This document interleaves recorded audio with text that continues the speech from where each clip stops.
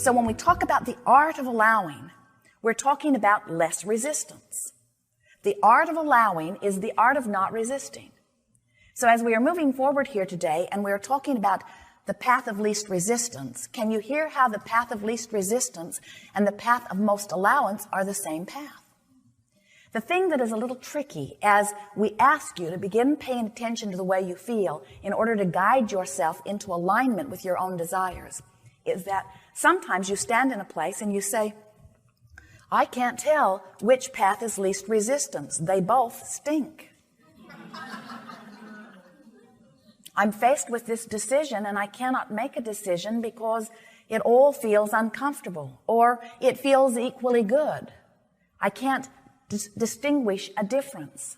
And what we really want you to hear is, and we've not talked about this in much detail before, but as we're watching so many of you beginning to attempt a more deliberate approach to following the path of allowing or the path of least resistance, we notice that sometimes you question your ability to know. And we think it's because you're a little sloppy with your vibration, not really paying too much attention to the way you feel, till it gets right down to the nitty-gritty of needing to make a decision. Do I go this way or do I go this way? Do I stay in the relationship or do I go? Do I keep this job or do I look for another one? Do I turn this way or this way? Do I eat this or do I eat this?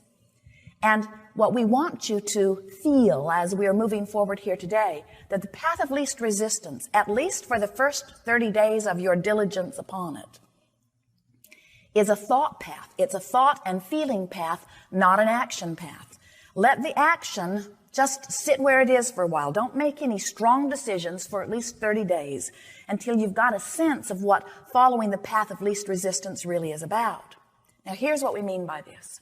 You all know, or most of you are really becoming familiar with this business of law of attraction. You get it, that what you think about, you offer a vibration about, and as you offer a vibration about it, you are inviting it into your experience. Most of you are understanding and could speak as clearly as we are speaking it here, that law of attraction is about inclusion, and that when you think about what you want and say yes to it, you include it in your vibration. But when you think about what you don't want and say no to it, you include it in your vibration. In other words, we know that intellectually, conceptually, that you understand that you get what you think about, and that the way you feel is your indication that you're in the place of receiving whatever it is. But the thing that we want to give you here today that will put you in such a powerful place on your path of deliberate creating is that law of attraction says that whatever you've been offering vibrationally about any subject is the path of least resistance. Do you hear how big that is? That's why if you're on a sort of negative rampage, it's easier to stay on the rampage than it is to change the thought. That's why when you are blissed out over something that has happened, it's quite easy to stay in that blissful mood. But when you get focused upon something that is unpleasant, it's not the easiest thing. We know you've discovered to bring yourself from that negative feeling to that positive feeling. And we've talked about it over the years in many different ways. We talked about pivoting. Whenever I know what I don't want, I know more clearly what I do want. And it's easier for me to make the statement of my desire of knowing what I don't want from my place of knowing what I do want, just like it's easy for me to make my statement of what I do want from my place of knowing what I don't want. The contrast helps me make those distinctions. But what we want you to discover here in this really advanced, leading edge, science of deliberate creation, art of allowing workshop, you are masters here, fine-tuning. We can feel the clarity of your being.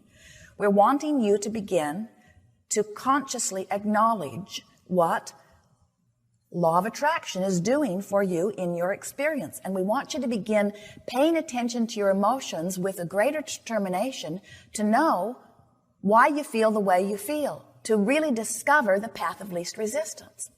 So I have a little story for you to sort of shake things up a little bit here, and that is you're driving down the street, you're driving the car, you have a friend with you, somebody close to you that you live with, And you know the way you're going. You've already chosen in your mind the direction you're going to go. And as you begin to make your turn, the specific way you're going to go, your friend pipes up and says, "What in the world are you doing? Why are you going that way? I think we should go this way." And you say, "All right. But I usually go this way, and I think this is a good way to go, and I'm driving the car, so I think I'm going to go this way." And your friend says, "I wouldn't if I were you." And your friend is strong, vociferous, loud. And so you say, because it's not worth an argument to you, not an outward verbal argument, "All right, we'll go your way." But secretly you think, "I hope we get lost."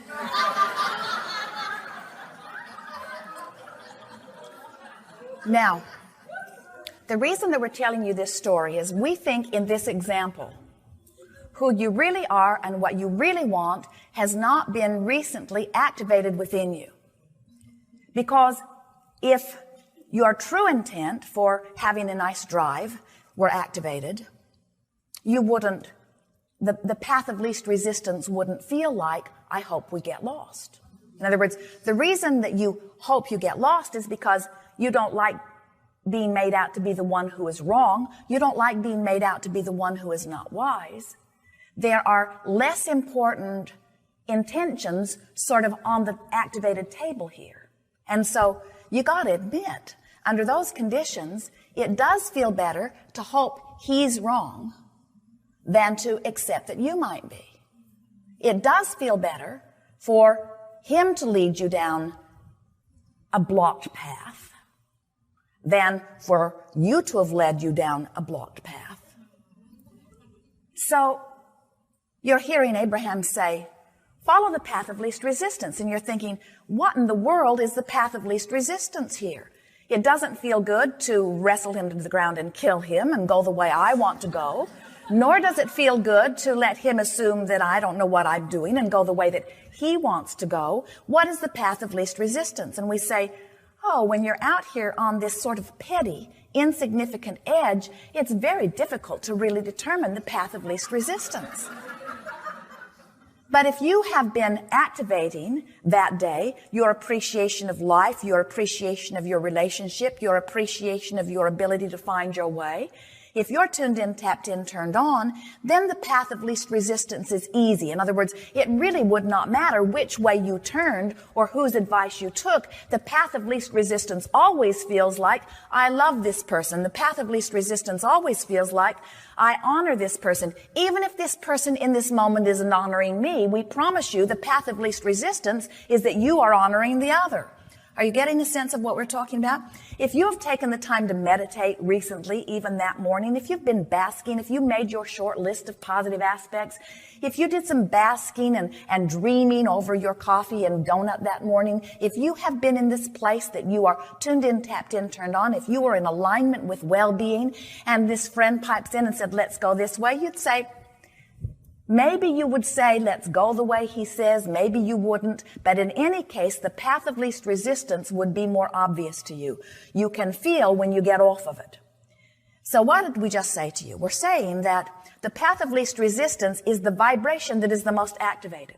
That's why the loudest one almost always wins the argument. That's why the strongest one, the biggest one, almost always wins in these petty little peripheral arguments.